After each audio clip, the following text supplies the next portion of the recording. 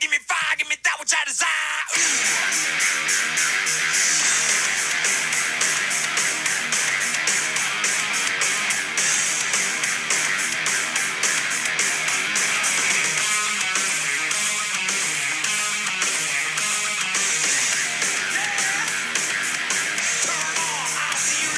She used to be an actress. Oh, really? Did she do anything out of scene? And I think her biggest deal was she starred in a pilot. Pilot? What's a pilot? Well, you know the shows on TV? I don't watch TV. Yeah, but you are aware that there's an invention called television, and on this invention they show shows, right?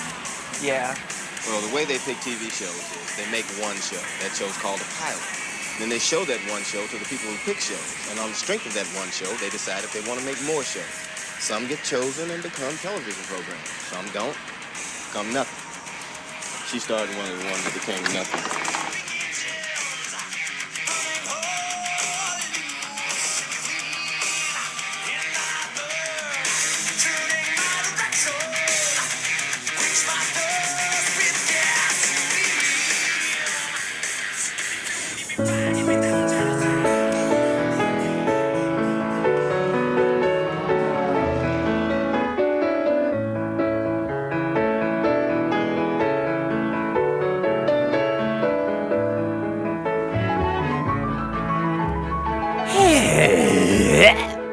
Welcome to Couch Pilots. All of you are my friends. It's the show that dares to fly into the unknown territory of awful television pilots of the past. My name is Jason, and with me is the man who's fisted a few tails. It's Captain Philip Restisher. Good evening. I love you. I like that. I like that pun, buddy. I turned the name of the pilot around and applied it to you. That's awesome, huh? Yeah. There's been a couple tails that I've tagged with my fists. Have you ever done that? No, that doesn't. Fist? I even put a fist in a lady? No, and I of all this horrible stuff that I watch on xhamster.com, I do not watch any of those. That does nothing for me. Because it just doesn't. There's many reasons why. That is, I'm not off put by a lot of stuff sexually, but that I've got 3 fisting stories. Okay. One, I don't seek that out online in pornography, but I have come across one where it was a lady it was a small lady too, but she was clearly like a little past her prime as far as, her sexuality, her attractiveness in that genre. Sure. And you gotta find work. I think she seemed to love crack cocaine. Oh. And then, but she got 2 fists in the front hole. And I enjoyed the video, I will say, because this is maybe a little too personal. What I like about some of those acts that you're viewing is how much the woman gets enjoyment out of it. And this woman loved it. Really? It was an instant, massive orgasm. I think I've had ladies before get very turned on by the phrase like being stretched out. Like I think there's something. If you have a choice between girth and length, I think you choose girth. I think women like girth over length. Could be. I think so. Yeah. I'm kind of hoping so. But this lady really seemed to prefer girth over length. Second story is when I was when I went to college, Illinois Central College. Me and some guys went to an adult store where there's marital aids. Sure. And pornography, big fat huge VHSs. Remember the boxes were so huge? It was like renting a library book. Right. And then but we as a gift for one of our friends for his birthday, we bought him a huge rubber fist. And we went to ICC and we were playing catch with it like it was a football out in the courtyard. Wow. Last one is I have had a lady ask me to do that, and I couldn't physically do it. Right.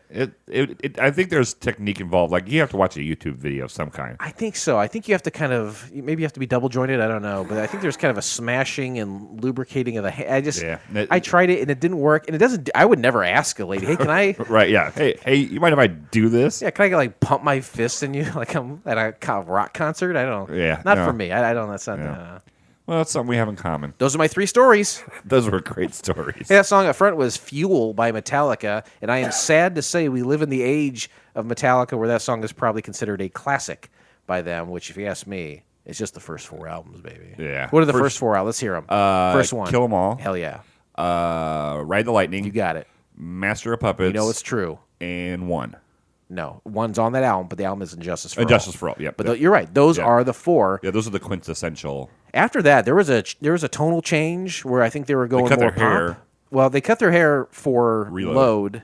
Or Load. And before Load and after for Justice for All was the Black album, the self-titled, and that album even became That had Enter Sandman on it, didn't it? Yeah, it had more pop elements. Before it's like I put on a Metallica album, it's like every song is going to be like 7.5 minutes long. Right. But that doesn't play on the radio. Sure. Anyway, classic Metallica to me is the definition of American heavy metal music. Oh yeah, for sure. Those first 4 albums were awesome. Amen to that, brother. Hey, speaking of amen to that, it is a miracle by every single conceivable account that you are still here, and to recognize that you had a birthday recently. Last week you said you're 48. It is true. And you said there wasn't a lot to talk about, sadly. Yeah, no, it was very low key for a multitude of reasons. That day I went to work. My coworker bought me pizza for lunch. Right. Then went and did the last week of youth bowling league. Where all the kids sing to you? No. They come dressed as a Catholic choir and sing to you? No. Then we went out for my favorite pizza, taco pizza from Godfather's. 2 pizzas in one day. It really was your birthday. Came home. I did say that I did not want any materialistic gifts for my birthday from my wife, and That's good. I was like, it's too much stress. Experiences only. Yeah, it's A fist, maybe. yeah. Did your wife fist your asshole? No, No. no. Okay. But I came home and there was a little birthday sack, and it had a coffee mug, like a tall coffee mug, and it was orange, and engraved on it is something to do with if it involves psychopaths, true crime documentaries, or serial killers, I'm in. It didn't say world's best husband? No. Okay. So your wife does love you. Yeah. And then there was a bag of gummy bears. There was a Albanese. there. You know the name of The it? one starts with H. Haribo. Yeah. There was a box of lemon heads, which are another one of my favorites. Yeah. Do you like the band, the Lemonheads? Do you like the band, the Lemonheads? Yeah, fuck them. Yeah, What else did you fuck get? 'em. A bag of butterscotch candies, because I do like them. We're talking about just like the grandma ones, the shiny little wrappers. Yep. And we're not talking. What's the one that's very popular? Not Buttersworth. What's the? Werther's? Yes, Werther's. Is it Werther's? No, the butterscotch ones are just regular butterscotch. And then there was a bag of Werther's in there because You did get Werther's too. She goes, because you're getting old and you need to start carrying these around your pocket. I think I've always kind of been an old man. I loved Werther's at a real They're young not bad. age. They're not bad at they're all. Creamy and oh baby. Then when they get down to like that real flat disc, they become weaponized. You know? Yeah. Then I went to bed and went to sleep, and that was the extent of my birthday. Oh, I take that back. Yesterday, my mom took me to my yearly birthday present. She takes me to Palanza's in Sunnyland because my wife doesn't like Palanza, so we never go there. And once a year, I get to go for my birthday. And so I eat so much that I become physically ill. On the way there, I said I am going to order pizza, have my garlic dressing salad, which is it's a lot of garlic. I go, I'm going to have a spaghetti and chicken. And my wife says, no, you're not going to have all 4 of those things. So I had everything but the chicken. I had spaghetti, pizza, and a big old bowl of garlic. Basically just garlic with some cheese in it. Palanza's is right down the street from me. Yeah. One of the first times you and I ever got together to like work on a podcast, which is a phrase that seems so ancient now, was at Palanza's. Yeah. 2 years. I know something else to say about Palanza's. They're like, hey, the salad's great, right? That lettuce, that garlic. No, the salad is wilted. And whenever you say that, people are like, no, that's how it's supposed to be. And no, it's not. That is not how salad is supposed to be. It's very wet. It's very wet. It's a wilted salad. It's wet, limp leaves. You want crisp. You want crisp. You want some give. You want to be able to snap into it like so much Slim Jim. You can't do it. Well, you do on a normal salad, but that one is just like that's like the vintage, just what it is. Vintage just means old, is what it is. It's old lettuce. I don't like it. I like it. The other thing is, 2 years ago, one of the favorite things that ever happened to me happened. It was your birthday, and you and I took you out to Alexander Steakhouse. Yes. And you said, after this, we're going to go to the bowling alley.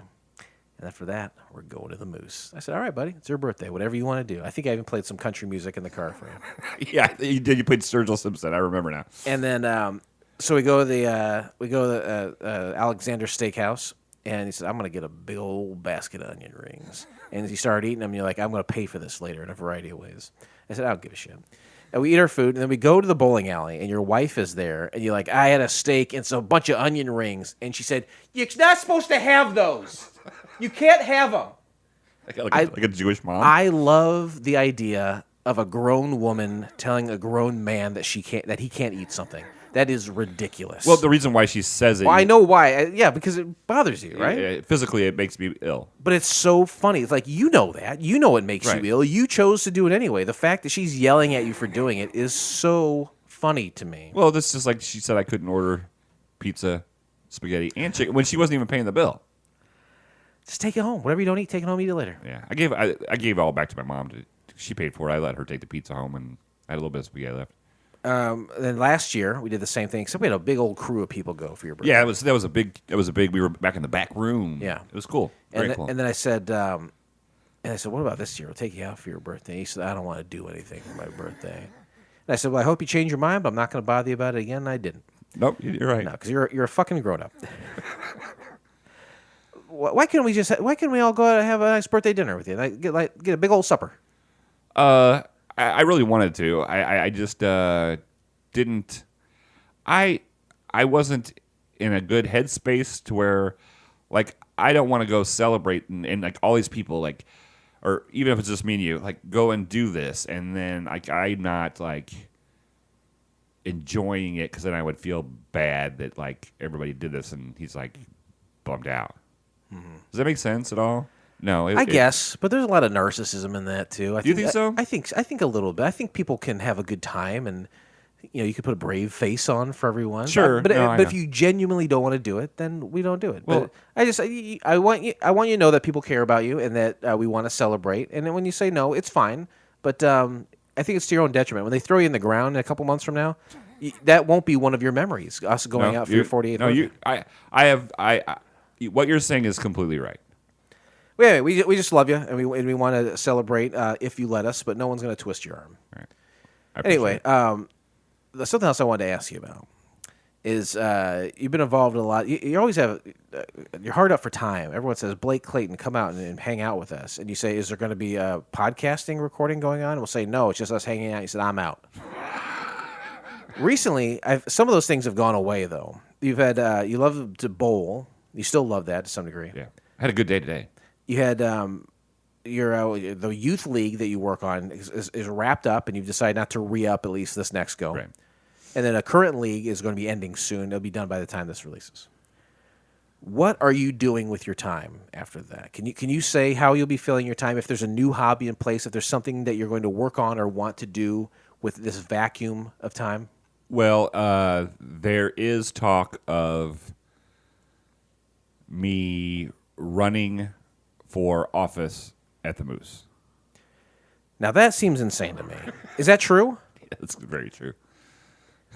You're a guy who I think more than anyone in the entire universe spends more time at the Moose, and then you dramatically chopped that a couple months ago. Oh yeah. And to where when I come in now, people are like, "Oh, I haven't seen you in forever." And that would have never been the case before, right? People always see you all the time because you're not never there. Right. Now you're going to run for what is it? This is the first time hearing about it. Yeah, it's just come about in the past 48 hours. Did someone contact you and say, I think you're our man? I was told that a certain person was running. The Polish guy. And for not just that reason, but that is a big reason why I'm going to run against. Spite. You're going to do a spite run. Kind of. Secondly, I could never run for office there because I was an employee. But as of December 31st, I was no longer an employee. Right. And there is a wave of I would say younger people trying to get a foothold into the government of the Moose to help kind of preserve it in regards to keeping it around by making it more It wants to bring the moose into the next generation, to yes. the 21st century. And I think I would be good at helping with that. Okay. But a lot of it is. I really felt like you were going to be like, I don't think that's good. I want to keep it how it is. But I like that you're interested in the evolution of the moose. Yeah, and I like that you spite someone enough to make it a hobby. A lot of things happened in the last 3 months to where I'm like, okay, well, this is not going to be a place I want to be if these things continue, or if things like a certain thing happen. The Polish guy, the again. jukebox thing. Yeah. So like Molly said, she said you can't just if you do this, you can't just get mad and quit for the year. You can't get pissed. God damn, that lady knows you. And she's like, and there's two people on that board that you don't see remotely eye to eye with, and you will have to present yourself in a much more Mature and adult-like professional manner. manner. Yeah. So Do you see that as like? I think the saying, and part of the saying is the reason I'm sitting here in front of you now, is that if it doesn't make you happy or if it doesn't make you money, then why are you doing it? I never made a penny podcasting, but Sure. I like doing it. Right. Would you be happy or make money being? you would not make money. Okay, so would it make you happy, or would you be constantly frustrated and come home and just smack your head against the wall? I think there will be times where I come home and smack my head against the wall, but I think that at the end of my year's term, I don't have to run again. If I don't see that anything's changing, or if being on the board is beneficial to making any positive changes, then I just won't do it again. Okay, that sounds reasonable. I strongly suspect it will go off the tracks, but time will tell. And as I am always, I am a hopeful spectator. So I'm interested to see how that goes. But thank you. But when it is time to vote, you are an active member, so you will have to come vote. I will vote for it. And if there's a way to vote against the Polak, I will do that. And I don't think I can say Polak anymore. I don't think so. Real quick, what's a question you have for me? What's a question I had for you? Were you really mad that I just said I didn't? I mean, you were. I did not mean to hurt your feelings by not going and doing something when you offered for my birthday. No, I wanted to, but I will obey your wishes. You're a grown man. But you understand I'm like a psychopath. Like, Oh, yeah. yeah. How's the daughter? It's fine. Just fine? Well, she threw up this weekend. I didn't get to see her. Oh, that's not good. Mom, okay? My mom? Yeah. Yeah, my mom's fine. Well, you know, and now that I'm like off social media, like I won't have any way of like staying in touch with These her. people could all be dead. You'd have no idea. My mom and I went to a couple of estate sales this weekend. Cool. And now she's doing great. And my daughter, I didn't get to see her this weekend because she woke up sick. Ooh. And then I might. Flu? I don't know. Maybe she thinks it's something she ate. Ooh. She used to be, and I don't think she is now, but she used to be a little An bit actress? of an actress. Yeah, she was in something you may have seen. No, I think she used to be a little bit of a hypochondriac. Oh, okay. And she said she hurt her pinky. She went to the St. Patrick's Day parade. I said, "Weren't you supposed to be in school?" She said, "No, I'll borrow that." It's all right. She said she hurt her pinky at the St. Patrick's Day parade, and it was bleeding. And so she sucked the blood, and she thinks she drank so much of her own blood that it made her sick. I was like, it doesn't work. It's got to be a lot. That's got to be a lot of blood. It's got to be a lot for that to happen. And then, but she, when you connect something in your mind to what made you sick, it's hard to unconnect that. Right, for sure. So hopefully that'll just affect the rest of her entire life. But we'll see how that goes. Well, at least you know she's not going to be into that kind of stuff. What kind of stuff? Like drinking blood and. That was never a real fear of mine, to be honest with you. Well, I'm just saying now. Her and mom have, you don't even have to put it on the list now. Had a lot of conversations about what if she ends up, being one of those fucking plasma guzzlers. Plasma and blood are different. What you tell me. Plasma, What's the difference? Plasma's in the blood. Okay, what else is in the blood? Oxygen. Yeah, your blood is like oxygen. It's a sweet song. I Mercury. think. Mercury. Okay, what else? So we got plasma, mercury, oxygen. What else? White blood cells. All right. And boy, well, you're so close. I can practically salt. I think taste. Salt and a whole load of salt. It's mainly salt. That's right. Water. Awesome. And of course, that liquid we take for granted so often, H2O. Hey, today we discuss the pilot episode of Two-Fisted Tales from the year of our Lord 1900 plus 92. Man, oh man, great year. 1992. Wow, I was 17? 17, yeah. And so then you would be 11. That's right. I wish I was 11 again. I wish you were 11 too. You'd be much easier to take out to dinner. Did you? Because I'd have to go. Dude, real quick question for you. I don't want to go! I do have a question for you now that part of it's past. Can't do it. All right. When you were teaching your daughter to drive, when she was when she was learning how to drive, did you find that she didn't really have she wasn't interested in driving, or she wasn't eager to learn how to drive? I wasn't when I was her age. She was. Okay, because I'm finding like with Eli, and then we've talked to some other parents that are in the same age bracket and stuff, kids that he's grown up with, and a lot of kids nowadays just like they have no nah. It's a phenomenon within the past 10 years. Yeah. Where like it's always been a lot of that, like in inner cities where it's public transportation, you walk and people don't give a shit. But in the past 10 years or so, it has been a phenomenon where kids just don't care. I didn't do it out of fear. I lived my life every day in fear. That's how it was when I was a kid. I was scared to drive. I didn't have any older siblings to teach me. My dad worked a lot, so I only ever probably drove with my dad a couple of times ever. Really? I went with my daughter a lot. We went to ICC every other weekend, sometimes every weekend, and we would just be up there for like an hour or two, and I just let her cruise around, or we'd try doing loops and parking, reversing, and then eventually I just let her drive anywhere she wanted up there, even around the roads, and then eventually she was just driving everywhere when she had the permit, and she always wanted to. Really? She was into it. But we started when she was 12, so I don't know if that makes a difference, starting them early or what. That's cool though. But Eli, is he scared or just has no interest? I think he's partly scared, but I think that he's like, oh, I've got a lady and a guy that'll drive me everywhere I want to. Yeah, I think you really need to make him understand. It's like this, this is not New York or Chicago. There's not an L train 2 blocks from here you can walk to and go anywhere. If you want to get to A to B, driving is fairly essential. Right. And you will just have to do it. Right. So, unless he plans to move to a big city, in which case, fuck him. In which case, fuck your boy, man. Hey, let's go back to 1992. In our minds. And to do so, we'll talk about some things that happened that year so we can properly understand and digest Two-Fisted Tales and the time in which it was created, because to do any other way, oh my God, disingenuine. Yeah, because in 1992, I mean, I remember those days. And I remember when you would get, a package in the mail, if it didn't exactly fit the box, it would just get banged up because there was no styrofoam. There was no styrofoam That's in 1992. And people were like, Blake, that can't be. Right. And some people, like a couple of our listeners, one in particular, she'll do some fact checking. But you can fact check all you want. I know It's Mandela effect. Yeah. People think there was or wasn't. Yeah.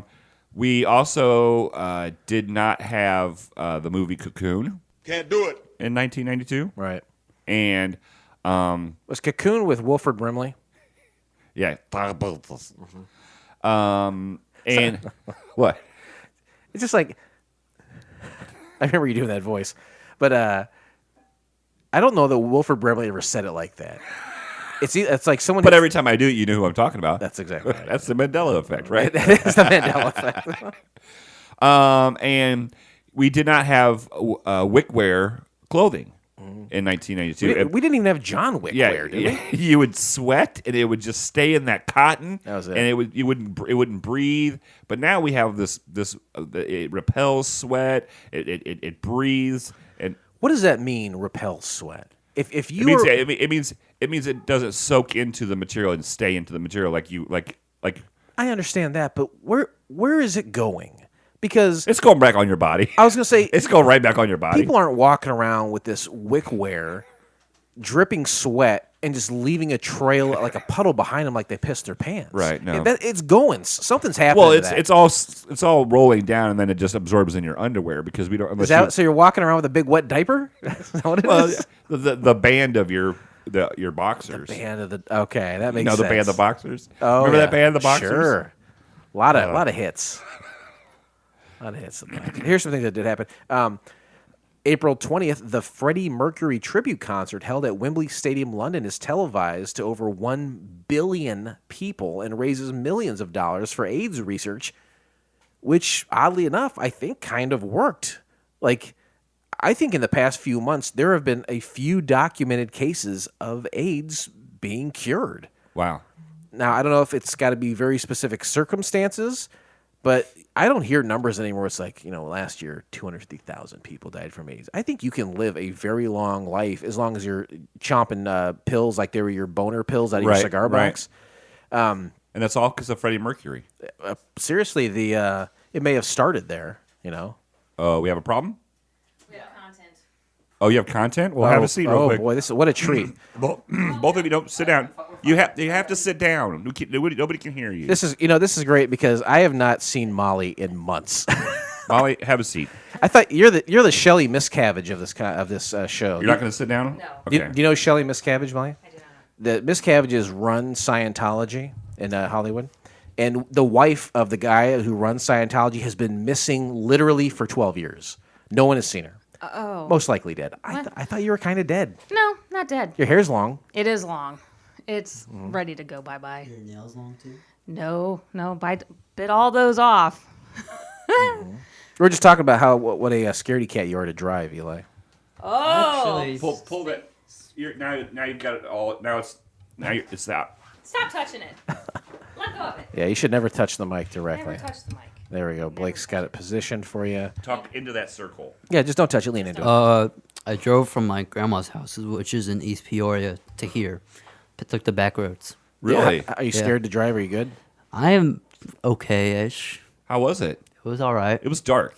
You have to drive in the dark? It was in the dark. We left. It was still kind of light. Sunrise. We left. It was still kind of light out, and by the time we got home just now, it is dark. You should have a healthy respect. I don't want you to live in fear, but you should have a respect for driving. It's all right. It's weapons. You're driving around huge metal weapons. Ramming. Battery rams. That's exactly right. Listeners are going to be like, oh, they set this whole thing up. No, we just spent literally 5 to 10 minutes talking about the youth today and how they don't want to drive and how I didn't say you were scared. I inferred that. I just said that there was not a lot of eagerness involved. And then you come down the stairs. It scared the hell out of me. I thought it was a ghost. I seriously haven't seen Molly in like 5 months. All right, what do we got here? What's the content you're bringing us? That was it. That you drove? Yeah. It's a big deal. It's a big deal. Good job, I'm man. proud of you. Thank you. We were just saying that, in big cities, a lot of times people don't care about driving or never get their license because they could just walk or take a mass transit. Train. You don't have that here. If you want an A to B, buddy, you're going to run out of money quick using an Uber. Learn how to drive. Yep. We're proud of you today. Winning as a parent. Oh, hey, did you get a black belt too in karate? In Yes. April. In April, you're going to get it? No. April. Yeah, don't touch that. What's wrong with you? Hey, congratulations. Thank you. You've been doing that for a long time. That's Yep. that's a very impressive. And also tell them about Boy Scouts. What you got a promotion there as well? Oh. What is it called? An Scout senior patrol leader for our patrols and scouts. Do you have to go on patrol now? Paw Patrol. No, I don't. But you're kind of a leader of your Yeah. group of kids. Like Yeah, you are setting the Example. and So that's Do you cool. ever? Is there ever a point where boys to men are like 55, 60 years old, and they're still called boys to men? Are you ever going to be a man scout? Is that a thing? I don't think so. Well, they say eagle, right? That you'd be an eagle. Yeah, eagle. Okay, maybe you can pioneer that. Maybe you can start your own group of men scouts. Men, You guys can patrol each other's bodies. Men Scouts of America. Hey, congratulations on the driving and the black belt and the man scouting. Thank you. Blake will show you when you get older how to manscape. Stop touching that. I'll kill you. Say thanks and goodbye. Thank you. Goodbye. Hey, Molly, keep growing your hair. It looks great. It's too long. It's very heavy. Yeah, do whatever the hell you want. You should have seen me in my wig on St. Patrick's Day. You have a picture of it? Yeah, I asked my wife to send the picture to me. She never did. I was like, "Oh, you look." I was like, forgot. "That's okay." I'm gonna go get a beer. So you're leaving? I'm leaving. Have a great time. I'll be back. There you go. Yep. There we go. I thought it was a ghost. I thought it was. I didn't recognize who it was. I had my glasses on, and I was kind of like, "There's people here." Is that all right? Oh, that's fine. I'm glad that you're here. I proves that Blake keeps saying she's not dead. And I was like, oh, I thought you were dead. Seriously, when's the last time I saw you? It's been a while. It's been a while. Still saying. Thought you were dead. Nope, not dead. Not dead at all. Alive. I never thought if I was dead there'd be a funeral. You'd think so. Shelley Miscavige never had a funeral. Google her. You'll find the parallels between you and her alarming. Xenu. Nice. Oh, it was nice to have visitors. It's fine. The boy was terrified, though. You could see him shaking in his boots. Oh my God! He took a hold of that microphone and said, "How many ways can I bend this with?"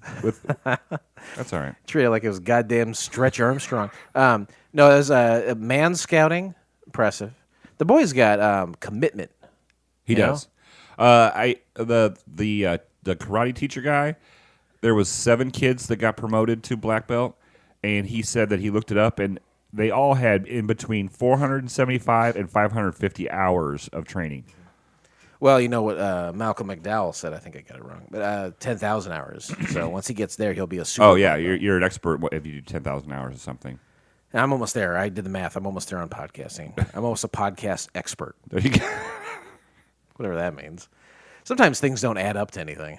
That's Hey, April 29th, Los Angeles riots. The acquittal of 4 police officers in the Rodney King beating criminal trial triggers massive rioting in Los Angeles. The riots will last for 6 days, resulting in 63 deaths and over $1 billion in damages before order is restored by the military. Oh, boy. What a time to be alive. You remember those, though, right? Oh, I remember those days. Yeah. What's something that would cause Blake Clayton to riot? Some decision in the court, something at work, maybe the government decrees something. What will get Blake Clayton out of his basement? Shoes on, nice heavy coat, hitting the streets, maybe with a flamethrower. I don't know. I really just keep to myself. Yeah, that's about right. Is that bad of me? Yeah, it No, is. as long as you get 2 pizzas on your birthday, I think you do whatever the hell you want.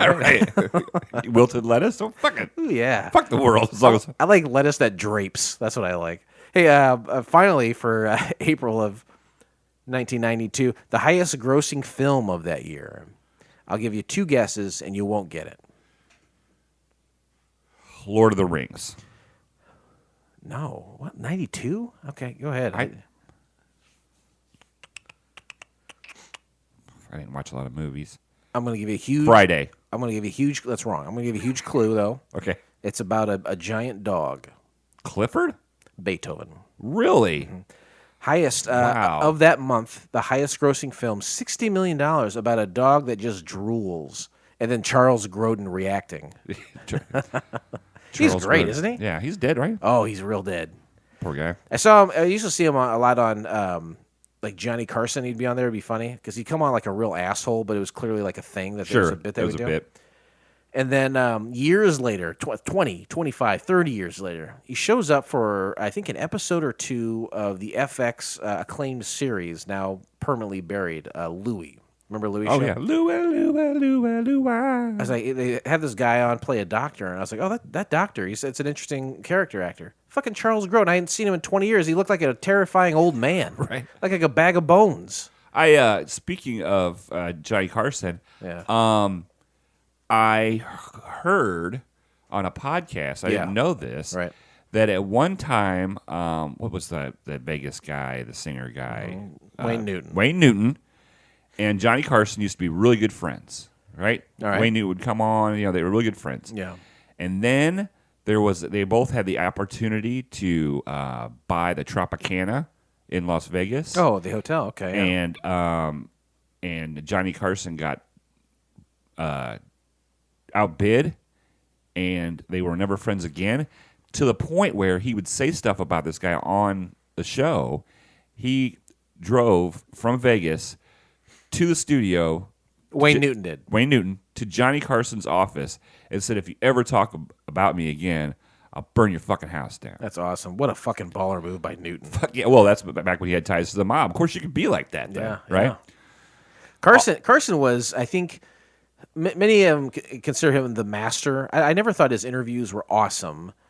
He was definitely, I think he was kind of a insecure man, and that doesn't always translate to great television. Right. It was like he was secure enough to where he would let other people co-host while he was gone. He'd take a break, But then, like Joan Rivers started her own talk show, and she was just never allowed back on his show. Yeah, he. It's like, come on, dude. Other people have to have a chance to make some money. Right, yeah, People want to do well. They want to grow in their career.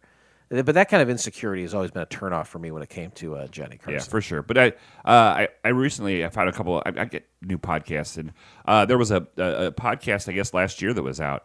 It was about Siegfried and Roy. It was like an eight episode. You should check it out. Limited run. They are not as fucking nice like people you thought they were.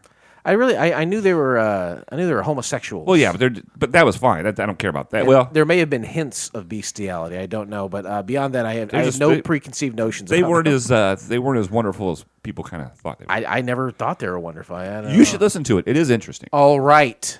Do you want me to tell you the name of it? That's your birthday present, by the way. What? Is me The listening? alt right. The alt right. Oh, I thought that's what you. I was like, whoa. It's called Wild Things. Perfect. I was going to ask. Why do we choose to watch Two-Fisted Tales? 3 simple criteria. A, it was a pilot television show that never went to series. Only one was made, and whether it aired or not is irrelevant. Number 2, it did not have the flu. No. Number 2, it was on the internet. And number 3, it had to be free, baby. That's exactly right. Hey, you can find the entire episode of Two-Fisted Tales by subscribing. Did you turn that off? Oh, sorry. My bad. Did you turn that off? No. Did you turn off the sound effects? No. This is an integral part of the show. I didn't turn them off. People want to hear woo. I did not turn it off. Does it sound different? I just saw I was pressing the button a lot and getting a lot of joy out of it. And I saw you press a button on Oh, the, no. on the board. I was just pulling these down. Okay. They bug me when they slide up. I thought you were like, I don't want to hear that, but that's the only No, reason I go back love and a listen. good woo. I'm a wooer. I'm All never. right. Well, I'm not going to keep people from wooing. All right, well, let's go do that then. You can find the entire episode of Two-Fisted Tales by subscribing to Couch Pilots and SoundCloud, Spotify, Apple Podcasts, or your favorite podcast app of choice, and then simply click on one of our classically blue links in our show notes, or go to YouTube, Blake. You know what to do, Tube. Woo! Flight attendants, prepare for takeoff. What do you got on the phone there? Nah, I was just saying that. Hey, what about some dinner? You're going to bug your wife for dinner? And I just said when you come home, you could bring some food home. Boy, I wouldn't. Swat the hornet's nest, my friend. Hey, summary of the pilot. Stories of an Old West gunfighter's last stand, a drag racer whose past comes back to haunt him, and a WW1 soldier's cowardice are introduced by the foul-mouthed, wheelchair-bound Mr. Rush. I'm gonna give it an A+.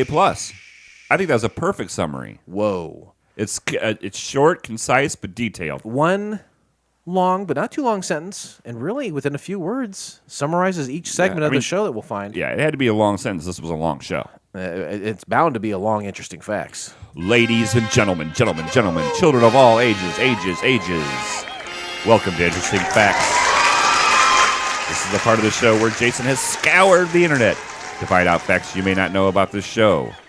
All we ask is that you keep your opinions to yourself, enjoy the facts, retain the facts, absorb the facts, think about the facts, but don't share the facts. You don't know what hard times are, Daddy. Oh, thank you, Blake, for that setup. No, thank you. Interesting facts. Two-Fisted Tales is an anthology war comic published bi-monthly by EC Comics in the early 1950s. The title originated in 1950 when Harvey Kurtzman suggested to William Gaines that they publish an adventure comic. Kurtzman became the editor of Two-Fisted Tales. With the dawn of the Korean War, he soon narrowed the focus to only war stories. Fact. Okay. In 1991, the comic book was adapted for a TV pilot by producers Joel Silver, Richard Donner, Robert Zemeckis, and a few others. Fact. Robert Zemeckis. That sounds familiar. All those guys are heavy hitters. Okay. Richard Donner made the Superman films and some others later in life. I think he's gone now. Robert Zemeckis, most famously, Back to the Future. That's what I was going to say. Back to the Future. And Joel Silver, I can't pull his stuff, but all these guys are at their time, 70s, 80s, 90s, huge hitters Cool. in the Hollywood scene. Fact. Apart from the opening montage of covers from the comic book and use of the comic's logo, the pilot had little connection with Kurtzman's creation. Fact. In imitation of EC's horror books, the hour-long anthology drama featured the ghostly gunfighter Mr. Rush, played by Bill Sadler, or William Sadler as I call him. I'm not too formal with him. As a host and a device to connect the segments, although Kurtzman's war adventure stories never had been introduced by a host. Fact. Okay. Two of the stories, Showdown, written by Frank Darabont, who would go on to make the television version of The Walking Dead, and directed by Richard Donner, the aforementioned Superman films from the late 70s with Christopher Reeves. And the segment of the show King of the Road, written by Randall Johnson and directed by Tom Holland, not the current Spider-Man, were original scripts and not adaptations from EC, although Showdown did share a title with a story from issue 37. Fact. Wow, that was a deep cut. The third story, Yellow, written by Jim Thomas and John Thomas and A.L. Katz and Gilbert Adler and directed by Robert Zemeckis, was adapted from a story written by Al Feldstein and illustrated by Jack Davis for the first issue of EC's Shock Suspense Stories. Fact. That's a fact. Although it contains a 1991 copyright, at the end of the credits, the pilot had a single telecast in the USA on January 18th, 1992, generating little interest. Fact. Can I ask do you know where it was broadcast? I don't know. HBO, something like that. Well, here's a little information about that. Segments Showdown and King of the Road were later extracted to become individual episodes of HBO's Tales from the Crypt television series, though Yellow had already been broadcast as an episode the year before. Now, that's the end of it. I was going to say Tales of the Crypt was a good,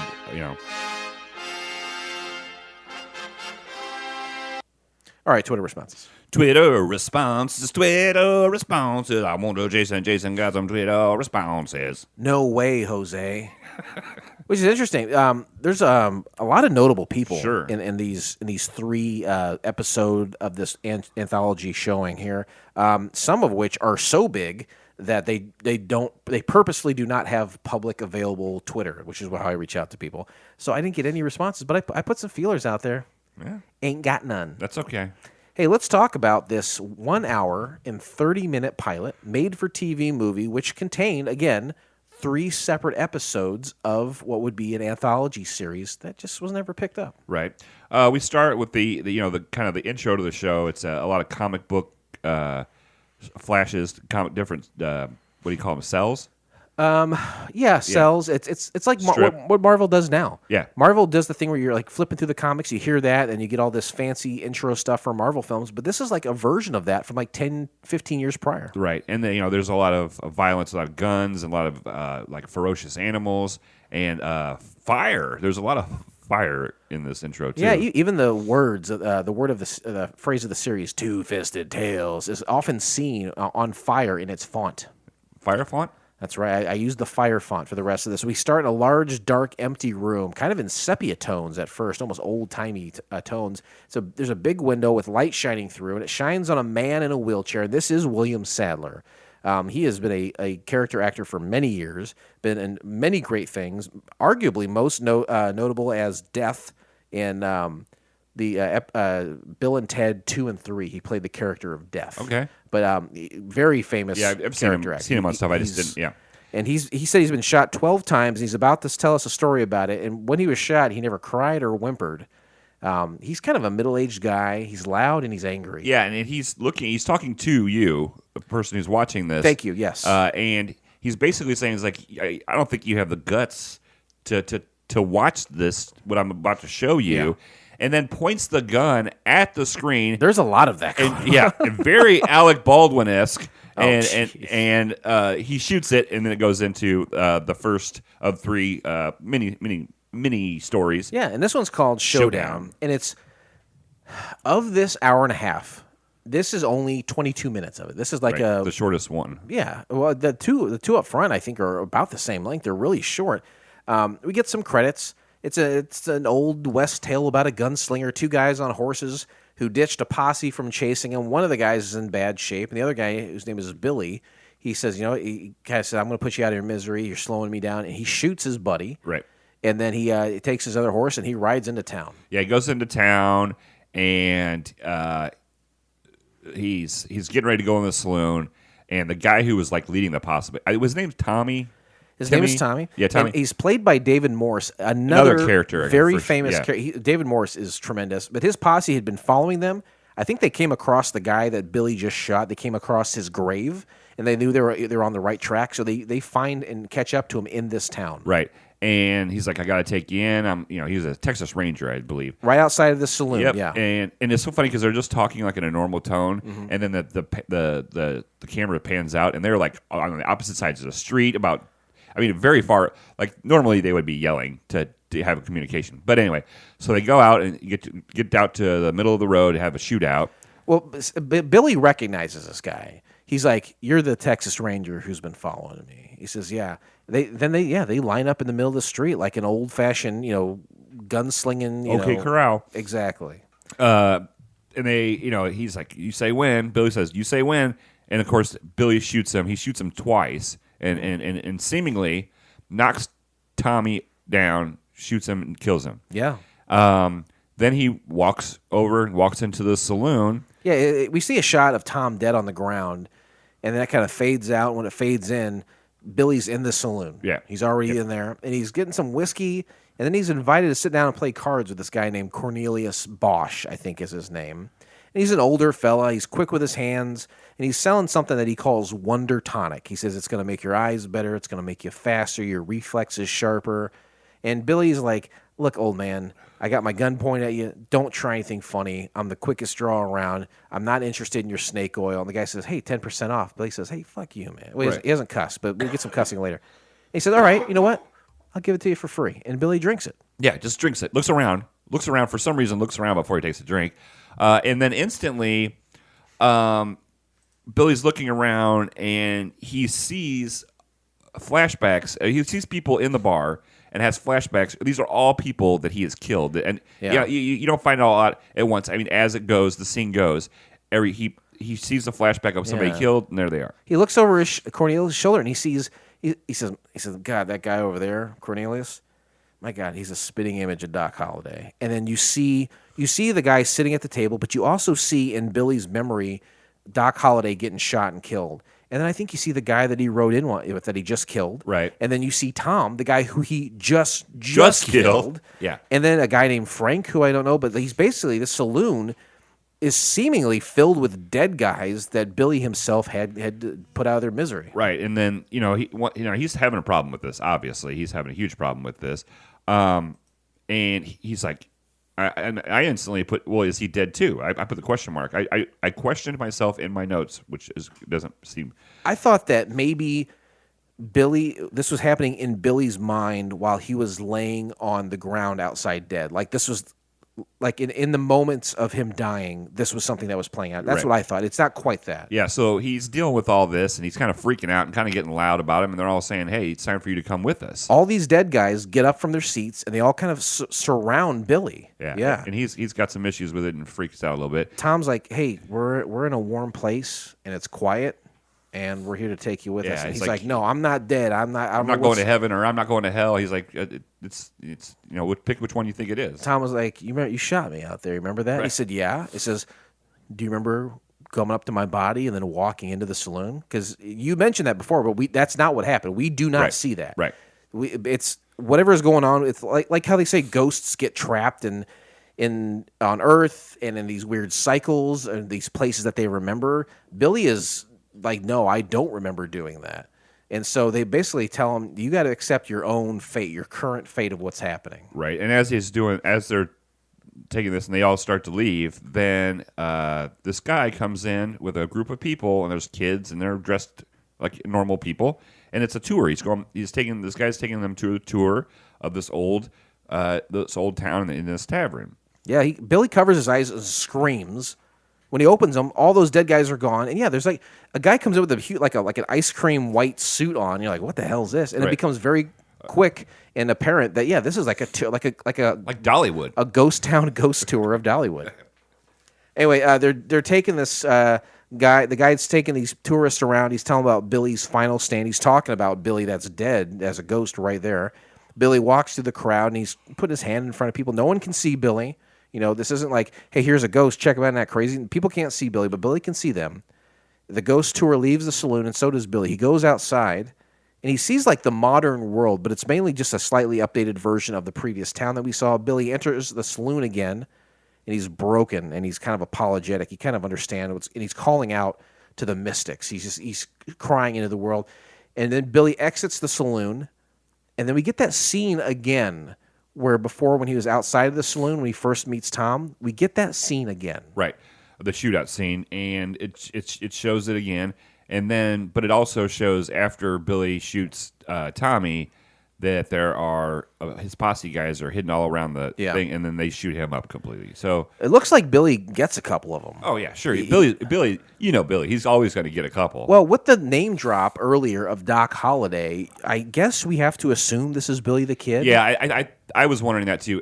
For it to have the Doc Holliday name drop when it didn't seem like anybody else's names were of that era.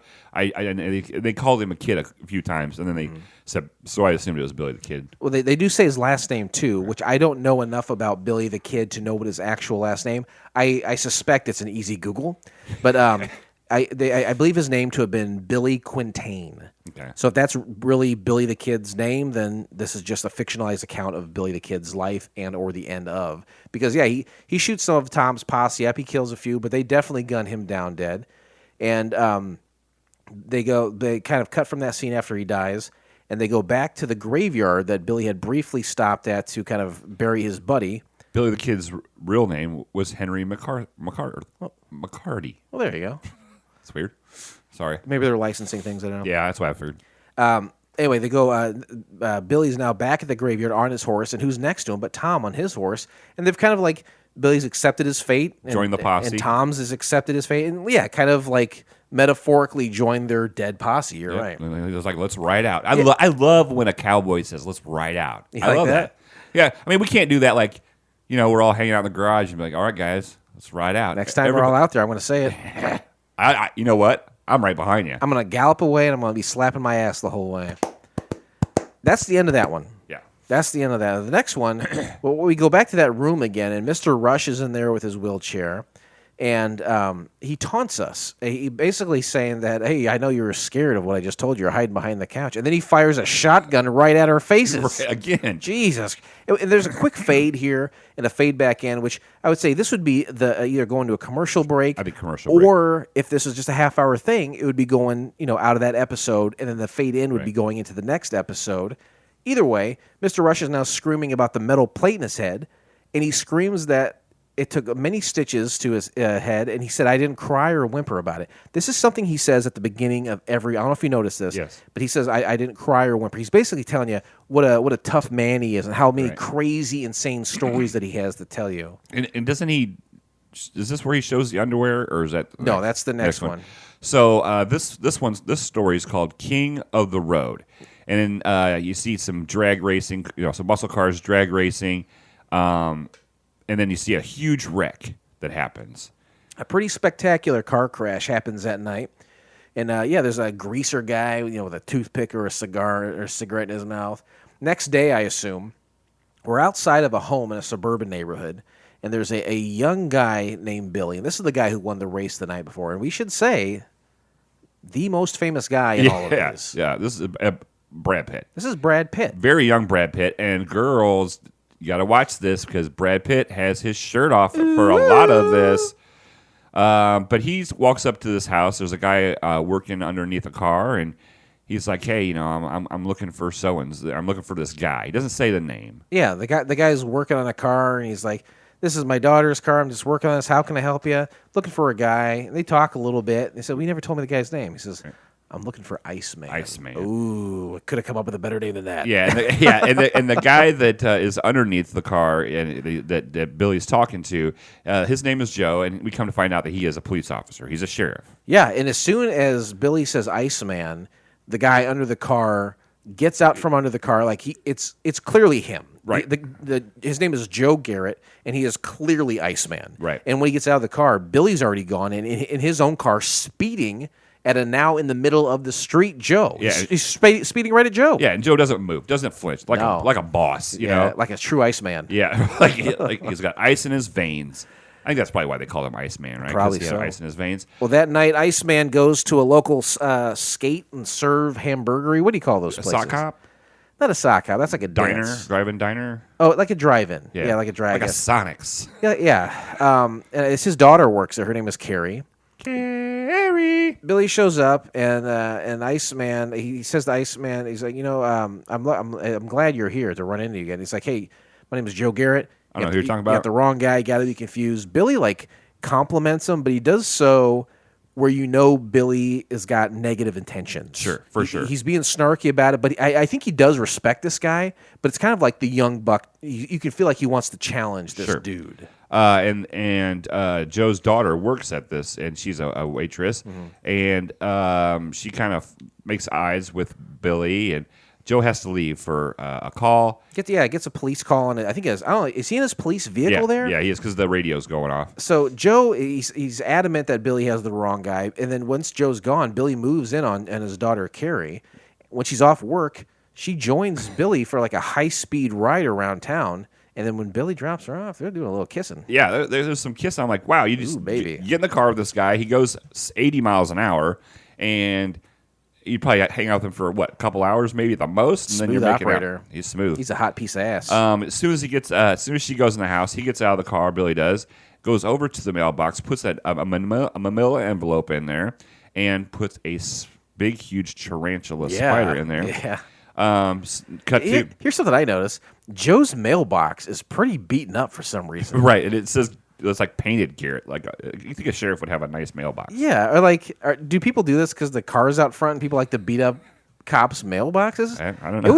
It was pretty dented up. I thought like that the was Beverly funny. Hillbillies, I think, had a nicer mailbox. They can afford it. Hey, the next day, Joe finds the tarantula in the mailbox, squashes it with his bare foot.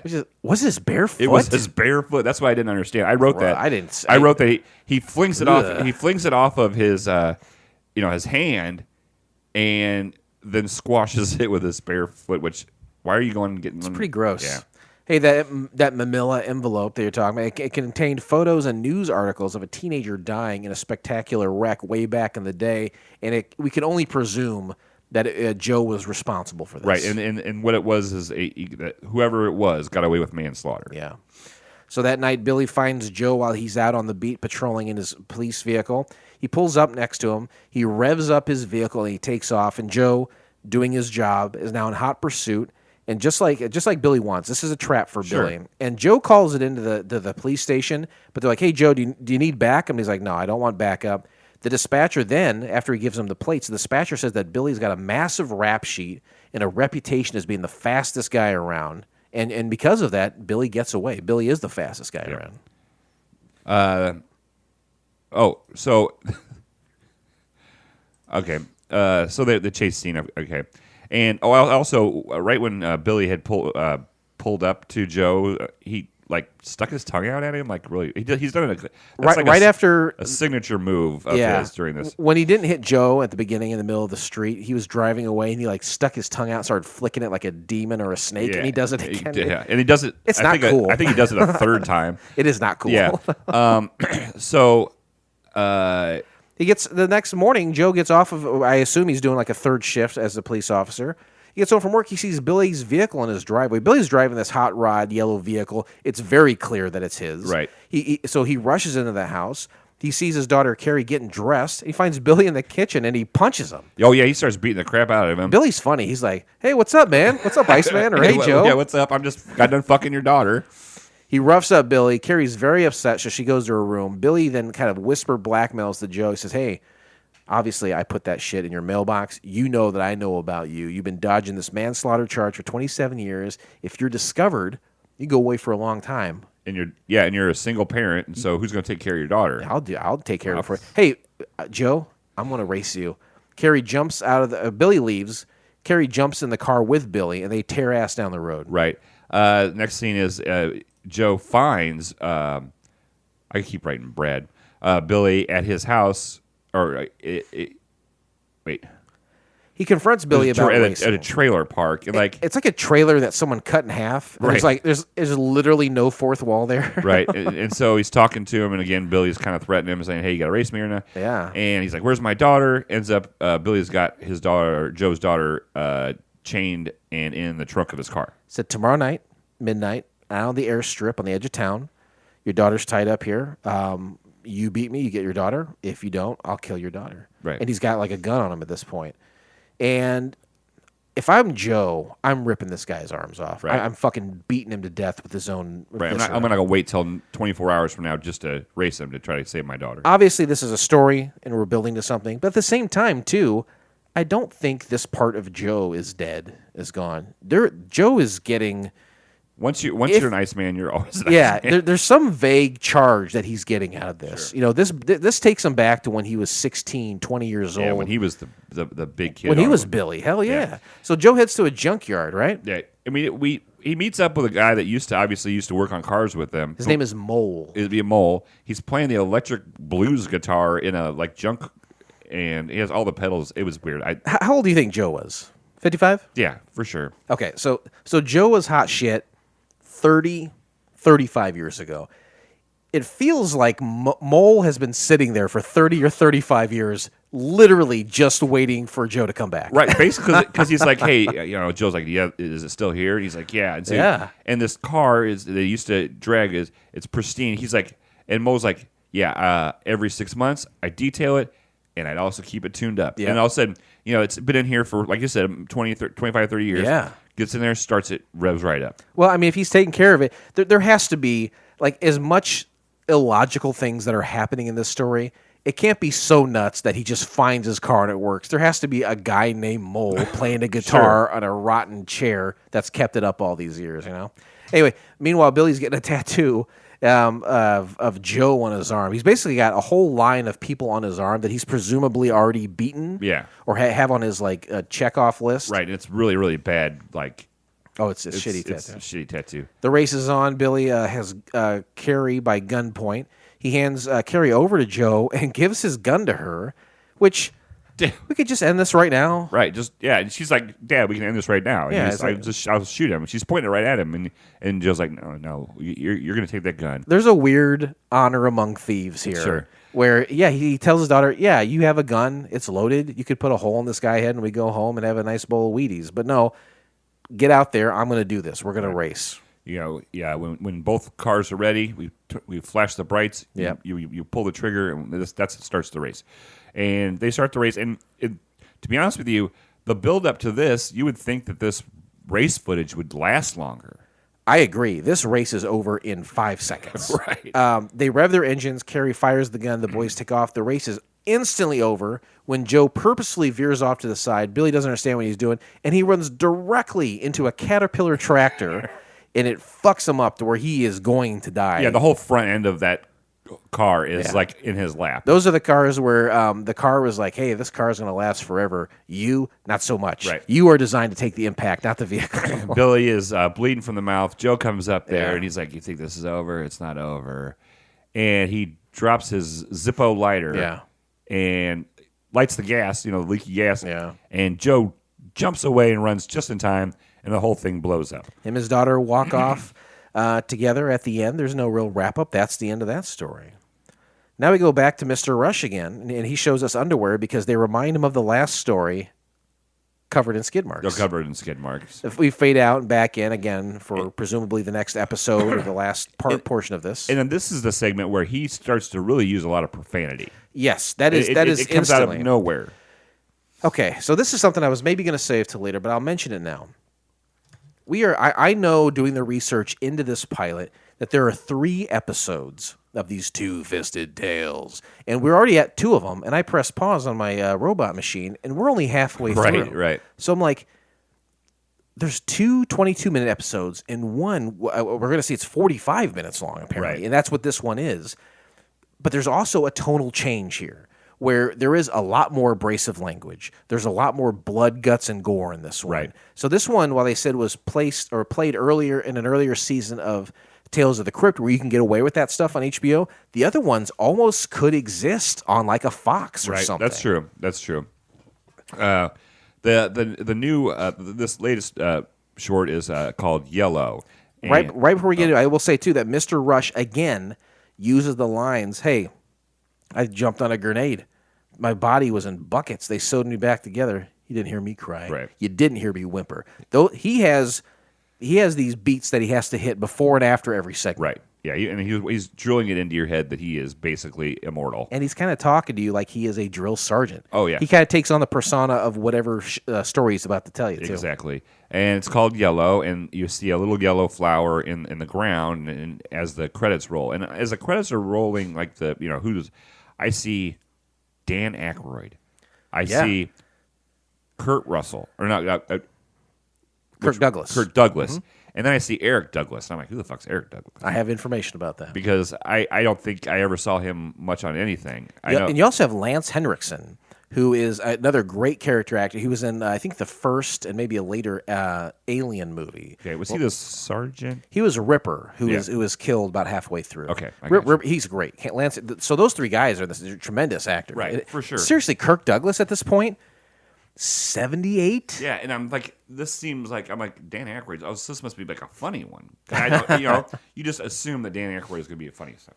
So the story begins in 1918. We're in World War I, somewhere in France. It's the 49th consecutive day in battle. There's guns flying everywhere, bodies flying everywhere too. Bodies flying, body parts flying, barbed wire, mud, trenches. There's a guy looking for a sergeant, and he finds a sergeant sitting in a trench drinking, telling the soldier to retreat, and he gives him the flare, and the soldier's like, you should be doing this. You're in charge. I don't want to do it. Right. He's like, you shouldn't be hiding over here. Yeah. The soldier, who then fired off the flare, enters the general's quarters to give an update about Lieutenant Calthrob. He's the guy who ordered it. And the general, we find out, is his father, the guy who was saying, who's kind of hiding drinking and handed the guy the flare. That's the son who's in charge of these guys over here, but he barks up to his father, who's the general. Right. Yeah.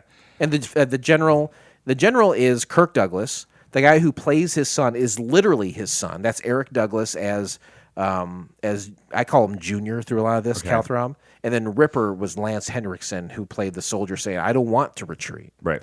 Anyway, the general wants to send his son to fix a phone line that's been broken. It's crippled their communications. But Ripper, who is Lance Henriksen, and Milligan, who is Dan Aykroyd, they say, hey, your son is yellow. You want to send him to do this thing? He's a coward. He can't do it.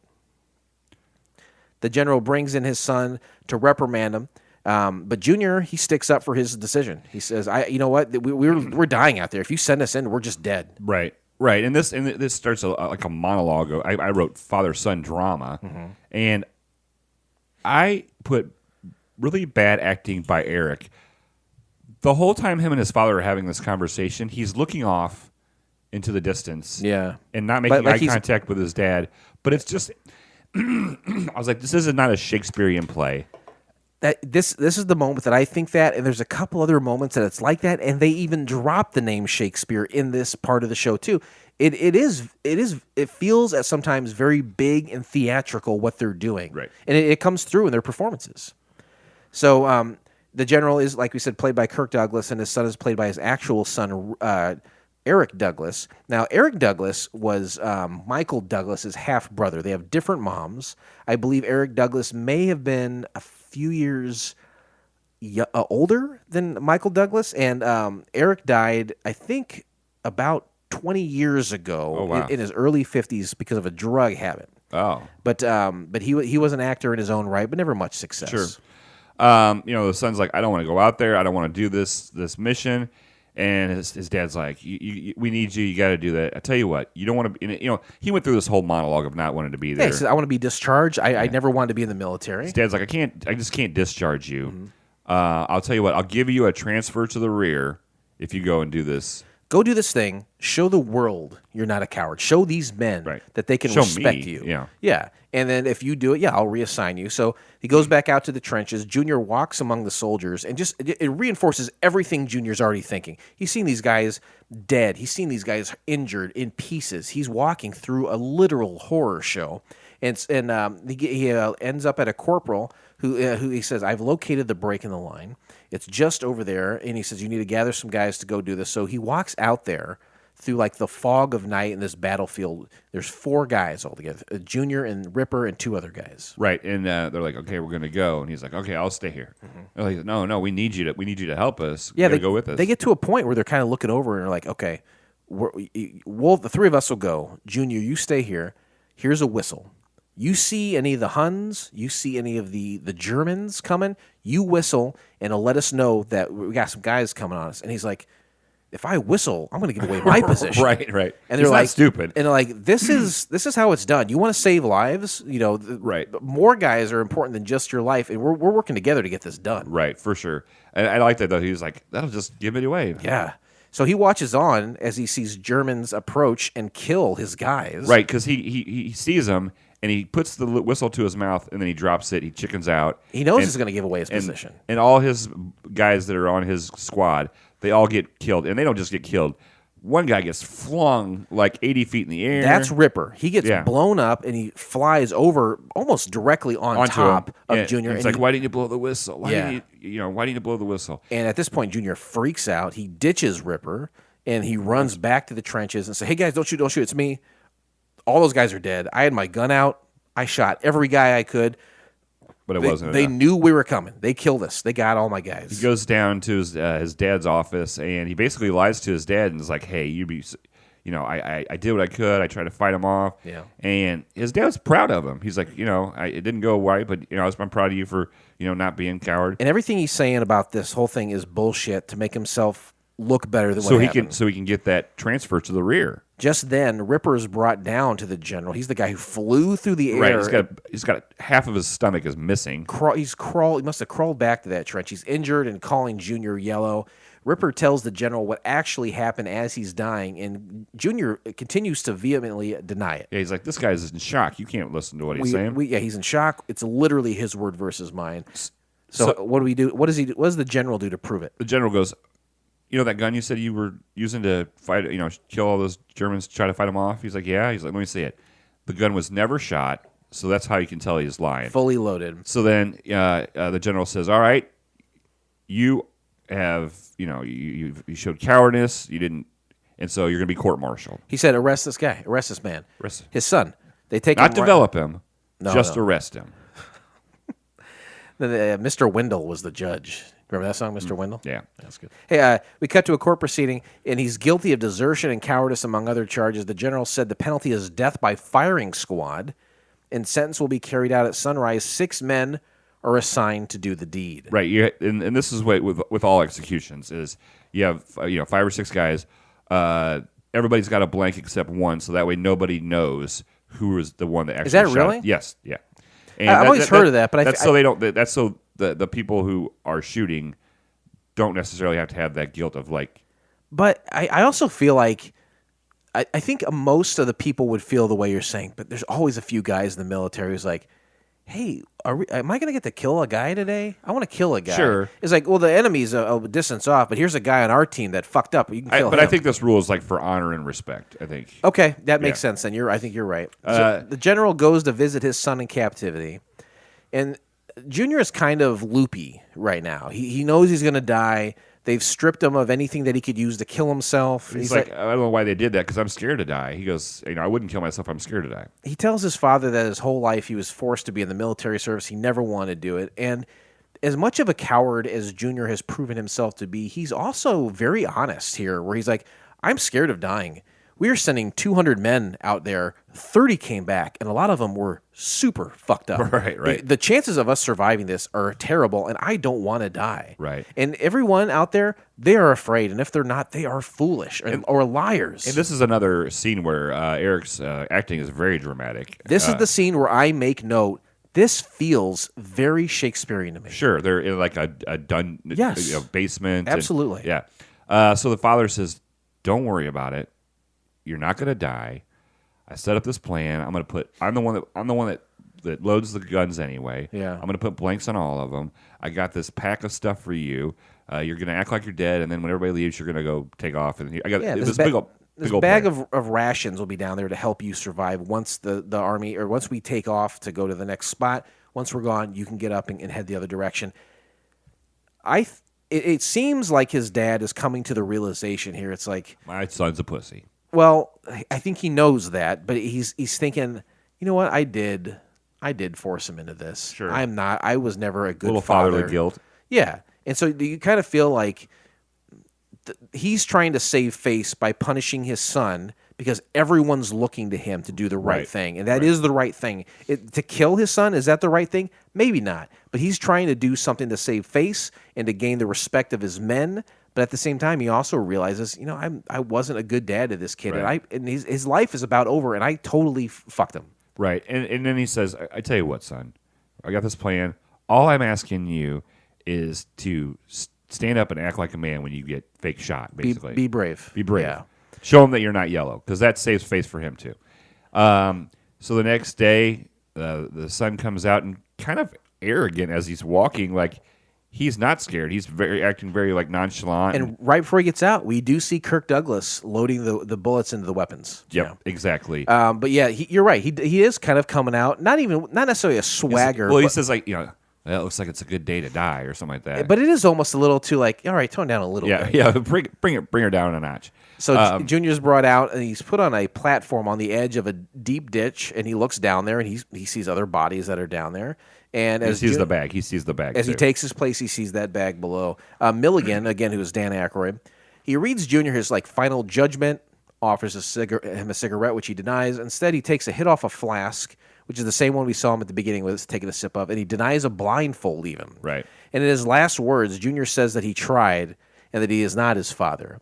And he, again, is being honest about his fear of dying here. And he even quotes Shakespeare, which really was like, I felt up to this point how theatrical and big these things felt. And when they said Shakespeare, it really tied it together for me, which is interesting because that's how the whole show has been, I feel like. Right. Anyway, some of these sequences even had like dialogue that came off is very theatrical and very grand. Yep. So, Dan Aykroyd gets all the guys ready to shoot.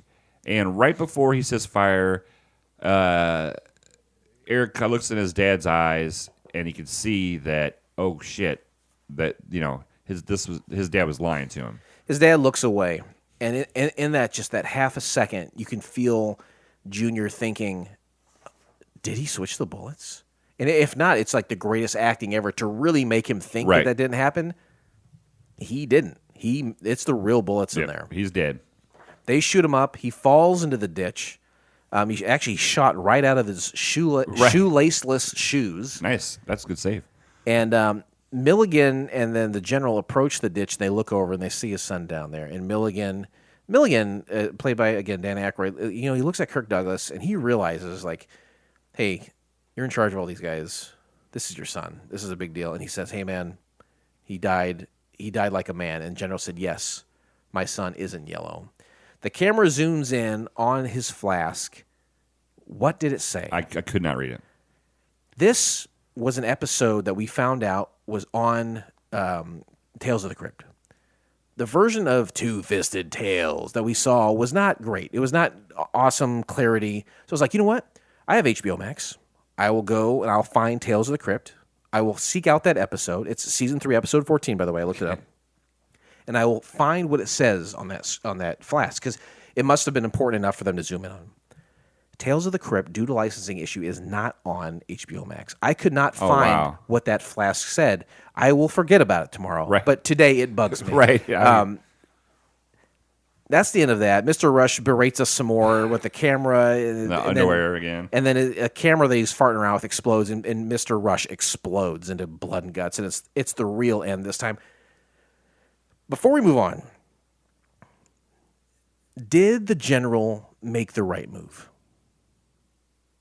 Because I think at the end, I think you're supposed to feel the general was evil and he made a bad decision. Did he really make a decision? There's a lot of things at play here. Right. I would say that the general, in his mind, made the right decision because he's always picked the military over his family, obviously, by how he's forcing his son to go through the military. Yeah. It's such a high rank that you can't show any kind of weakness as a general. You can't show any kind of weakness. And I also think, as a life military guy, he sees his son's yellow, and in being at his age, all the things he did to try to toughen his son up didn't work. And I think for him, it was bottom line was, you left a lot of people hanging. You are guilty, and so. Okay, so I think, man, it's a couple. I don't think he should have made the decision in the courtroom to kill his son. There are ways that he could have disgraced his child to move forward. If his master plan was to kill his son and at the last moment make his son look not yellow, and that would reflect good on him, then he played the whole thing like a general would, like a strategy on the battlefield. He knows his son made a shit move. He knows a few guys know it. It's now documented with the courts that he was a coward. But in that last moment, he was a man. But he wasn't really a man because he thought he was going to survive it. Right. But at the end of the day, the general saves a ton of face by having a son who was man enough to take his death like he did, even though he didn't think he was doing that. Right. And the general sacrificed his boy to do that. For the greater good. Kind of. Yeah.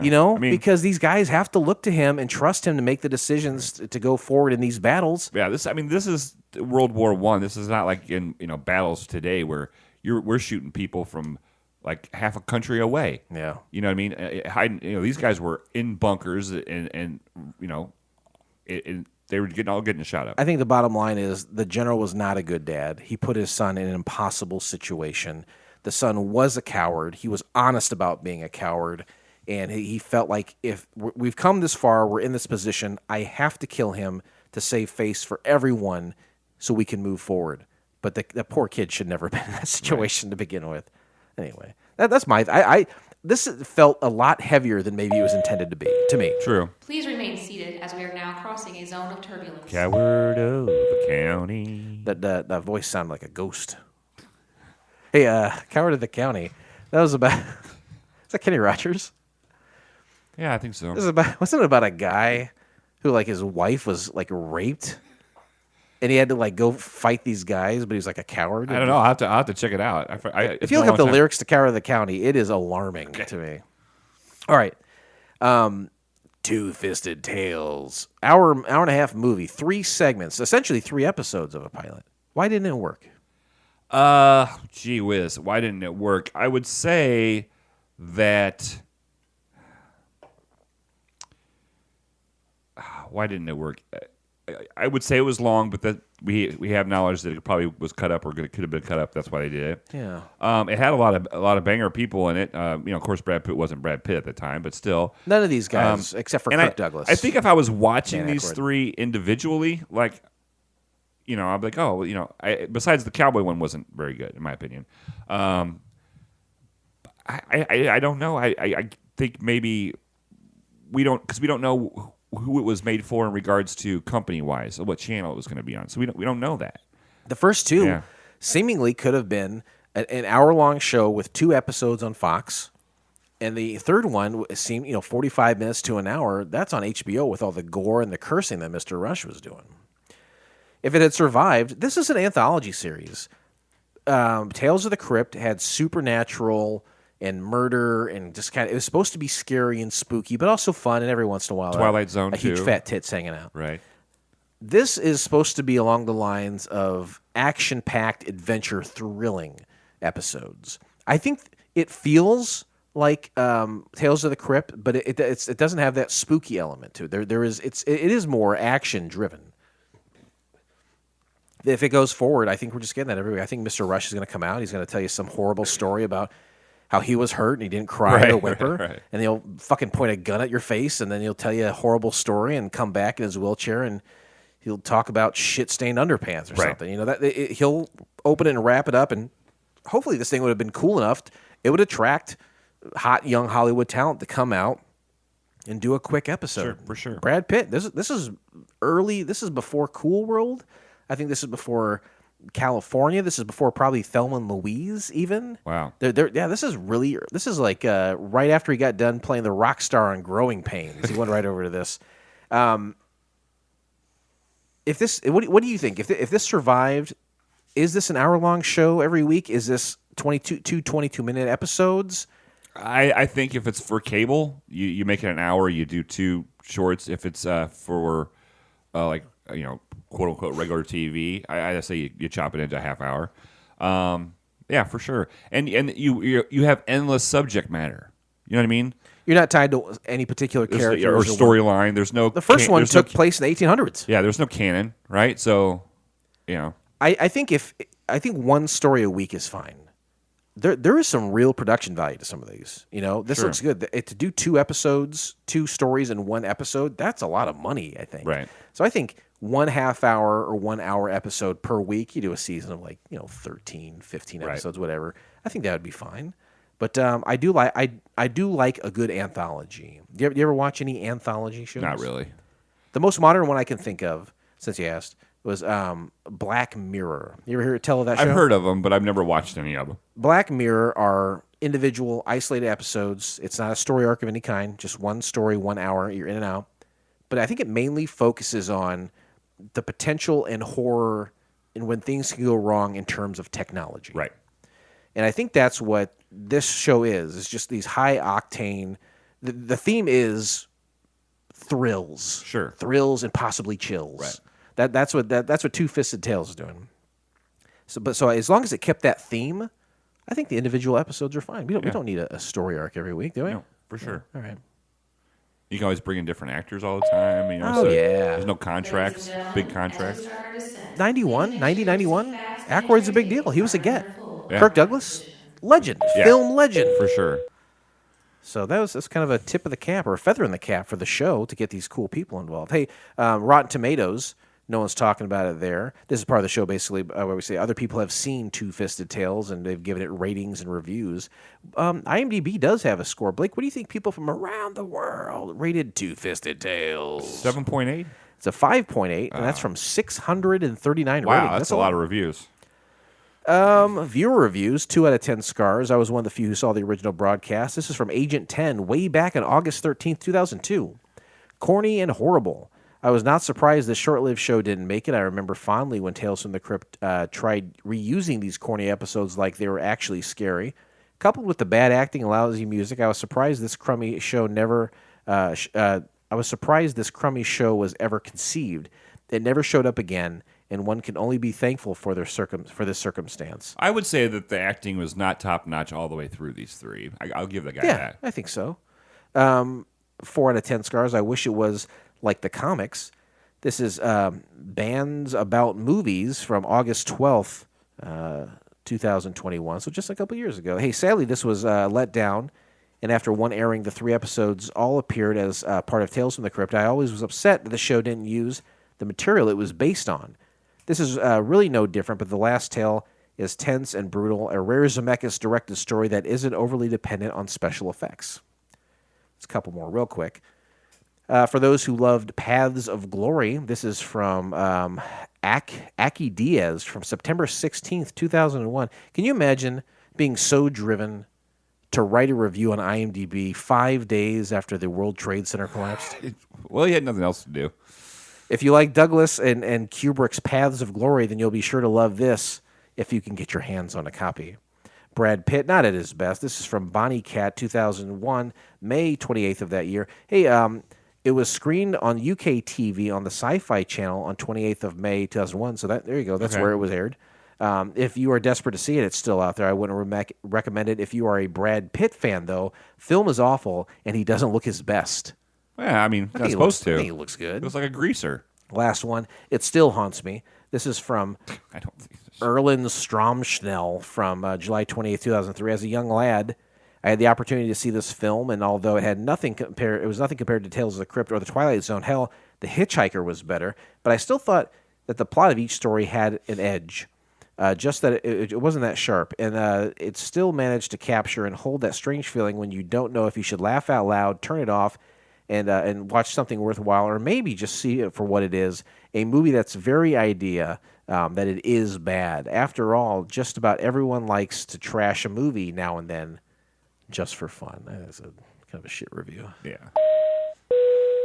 Ladies and gentlemen, welcome to FCF Airport. Local time is 11:11. Those kind of sound and ghosts. temperature is 61 doesn't it? degrees. Sometimes she just Please appears stay and, oh my God. Please remain seated. Thought I saw her for a second, I'm sorry. Until the captains turn off the fasten seatbelt sign.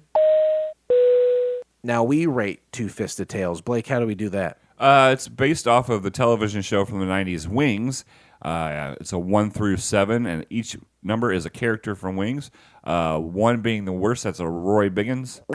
And number 7 is the best, that's a Brian Hackett. Jason, I look to you. How do you rate Two Fists of Tales. I like the way that you say the name wrong. I like this. I thought these were fun. The production was good. They were gritty.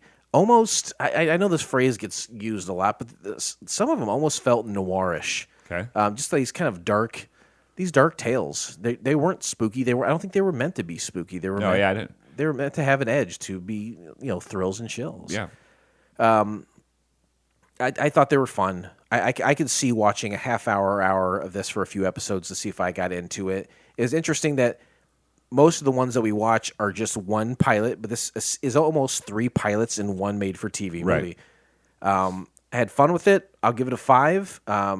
Just a interesting, fun watch, and none of them felt too long. Even the last one that I was dreading watching, the 45-minute one, it went faster than I thought it was going to, and I enjoyed it. Yeah. Captain Philip, rest assured, I turn to you. How do you rate Two-Fisted Tales? I'm going to agree with you. Was the acting wonderful all the time? No. Were the stories interesting? Yeah. I mean, they were. I think the Shogun one, I think they just kind of skipped through it. It was very, like, I didn't think it had any meat to it. The which one? The first one. The first one was the weakest one. Yeah. Yeah, you're right. Goodbye. You are the weakest pilot. I liked it. It was a little long, but it's because I waited till the last minute. I will give it a 5 as well. Yeah, that's higher than I thought because you did send me a text that said, "Hey, two-fist is torture," and torture was very spelled wrong, just horribly misspelled. I tortured that word.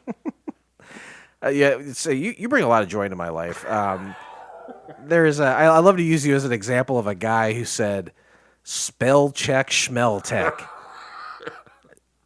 Well, I spell so bad that even spell check doesn't. That's exactly right, and I love that the people who create code for these operating systems on phones had the foresight to think there are some people that are we have to turn. There has to be an option to turn spell check off. There has to be. And it must be something in hereditary because my father is a horrible speller. Yeah. My mom would talk about how on Thursday nights she would go to bed crying because we worked on the spelling test for the every Friday spelling test, and I just never got it. And I just don't get it, and I'm not a stupid person. I do not get spelling, and so I just. Did she stub her toe on the way to bed? Why is she fucking crying like a baby? Because it was that stressful to her. It was that emotional and upsetting. It's so difficult for her. Yeah. Yeah. Some people are shit spellers.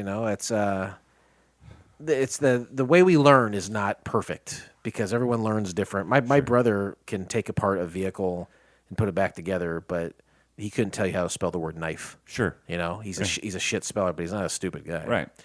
So it's weird. It's weird how we judge what intelligence is and how we teach people. It's not evergreen for everybody. Hey, with our scores of 2 5s, we shall close the book on Two-Fisted Tales, and we'll never mention that show again. Yeah. But join us next time, won't you please, when we watch the pilot episode of Trash. Here's a little something to wet your whistle. The misadventures of high schooler Mac, an aspiring documentarian who spends his day filming the oddities and weirdos in and around the trailer park that he calls home. You can find the entire episode of Trash by subscribing to Couch Pilots on SoundCloud, Spotify, Apple Podcasts, or your favorite podcast app of choice, and then simply click on one of our classically blue links in our show notes, or go to YouTube, and you know what to do, too. And you know what to do, too. Nice. You know what to do, too. Did I say it? Can you hear me? Yeah, I got you. Oh, God. Whew. Boy, another recording session comes to an end. What did we learn tonight, Blake? Should that be the new segment? What did we learn? What did we learn? In this segment, we learned about your fisting stories, which I definitely I never knew. And we learned that we completely agree on Metallica music and the order of awesomeness. And I think we learned a little bit about our surprise visitors. Man, I tell you what. Last episode, we threw out the acronym FRED for a computer. And I said, what does that mean? I was kind of setting you up to fail on purpose. And you knocked it out of the park. Thanks. And I said, what do we learn here? And you have always, it's the one weird thing that you do for the show is take notes throughout the show of what happened. And what did we learn tonight worked perfectly with your notes. So you're just you're the home run king, baby. Thanks, buddy. Knocking them out of the park. Yeah, I hope you learned something from my fisting story. Yeah, definitely did. Always, if you want to check out anything to do with Couch Pilots, you go to couchpilotspodcast.com. It's a one-stop shop. Jason coined that phrase. Pays my mortgage each month. Yeah, you can email us. You can hear every episode ever made. You can use our search engine. You just type in a word, and with all my great notes, you'll, either a name of a show or it'll come up. You can. What else can you do? You can from there. Email us. Go to our Facebook, Twitter. I think Patreon's on there. We get some of your money to spend on the things. Here's the thing, guys. I'm just like anyone else. I go to the grocery store. I go to Walmart. I get toilet paper and shampoo. I get a big old bucket of bananas, every day. That money from Patreon, it helps pay for those bananas, okay? I have attempted to live in a world. We're not asking for egg money. We're just asking for banana money. What did eggs? I think eggs got up to like just under $5 here, and I've seriously lived in a time where a dozen eggs were 62 cents. Wow, and that's within the past 5 years. Right. When I was young, a dozen eggs probably 28 cents. Yeah. Right. Yeah. It's crazy. Unbelievable. Whew. I've told you I don't round up at registers when people say, "Would you like to round up for this?" And I was like, "Fuck that," because you can't prove where it goes. You can't prove where it goes, and if I do it every time I buy something, guess what? $2,000 a year is out of my fucking pocket. That's true. That is true. Fuck that. And you know what? Fuck you for asking me. Right. Fuck you, elderly Asian woman who came here from another country who's working very hard. For nothing. Yeah, fuck you. Anyway, that's a very real account. You said nothing at the end of this episode. There's no time for yourself to talk about what you want to talk about specifically. I got one today, just a recommendation. Oh, great, yeah. A recommendation. I recommend watching Forever, starring Fred Armisen and Maya Rudolph. That's old, right? That's a couple years old? Yeah, but I found it. It's a slow burn. Amazon, isn't it? Yes, it's a slow burn. Yeah. But I did watch it. I did enjoy it. I saw that, I think, shortly after it came out a couple of years ago, and I should revisit that because I have a rough idea of what happens. Yeah, I completely understand why there wasn't a season 2, why it didn't get picked up for other season.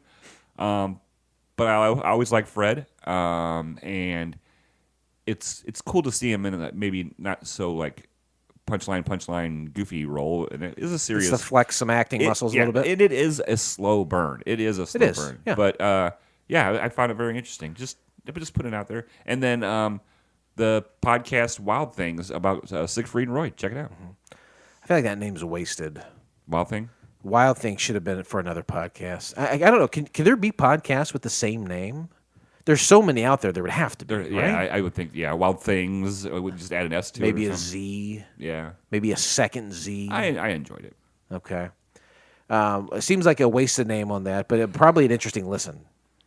It was. I find it interesting. I've learned stuff I didn't know. Thank you for your recommendations. Hey, thank you for coming over, and thank you for spending time with me tonight. Hey, what's the new thing we say at the end of the show? Wait, was it talk to you later? Hey, guys, we'll see. Bye-bye. Hope to hear from you soon. Yeah. On behalf of Couch Pilots and the entire crew, we'd like to thank you for joining us on this trip, and we are looking forward to seeing